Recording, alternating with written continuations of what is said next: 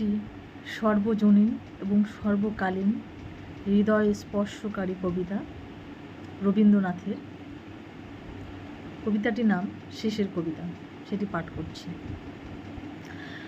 কালের যাত্রার ধ্বনি শুনিতে কি পাও, তারই রথ নিত্যই উধাও।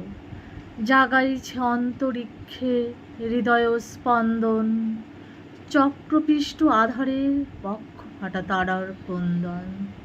ওগো বন্ধু, সেই ধাবমান কাল জড়ায়ে ধরল মোরে, ফেরি তার জাল। তুলে নিল দ্রুত রথে দুঃসাহসী ভ্রমণের পথে, তোমা হতে বহু দূরে। মনে হয় অজস্র মৃত্যুরে পার হয়ে আসিলাম আজি নবপ্রভাতের শিখর চূড়ায়।